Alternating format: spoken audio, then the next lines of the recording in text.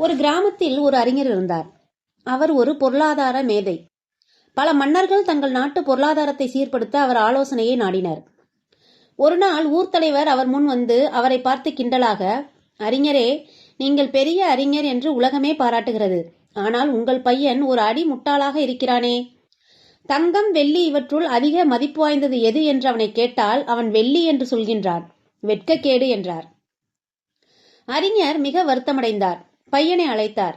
தங்கம், வெள்ளி இவை இரண்டில் அதிக மதிப்பு வாய்ந்தது எது என்று கேட்டார். பையன் தங்கம் என்று சொன்னான். பின் ஏன் ஊர் தலைவர் கேட்கும்போது வெள்ளி என்று சொன்னாய் என்று கோபத்துடன் கேட்டார் அறிஞர். தினமும் நான் பள்ளி செல்லும்போது அவர் ஒரு கையில் தங்க நாணயமும் மறு கையில் வெள்ளி நாணயமும் வைத்துக்கொண்டு என்னை அறிஞரின் மகனே என அழைத்து, இவ்விரண்டில் மதிப்பு வாய்ந்ததை நீ எடுத்துக்கொள் என்பார். நான் உடனே வெள்ளியை எடுத்துக்கொள்வேன். உடனே அவரும் சுற்றி இருப்பவர்களும் சிரித்து கிண்டல் செய்வார்கள். நான் அந்த நாணயத்துடன் போய்விடுவேன். இது ஓராண்டாக நடக்கிறது. தினமும் எனக்கு ஒரு வெள்ளி நாணயம் கிடைக்கிறது. நான் தங்கம் என்று சொல்லி எடுத்துக்கொண்டால் அன்றோடு இந்த விளையாட்டு நின்றுவிடும். எனக்கு நாணயம் கிடைப்பதும் நின்று போகும். எனவேதான் என்றான். அறிஞர் திகைத்தார்.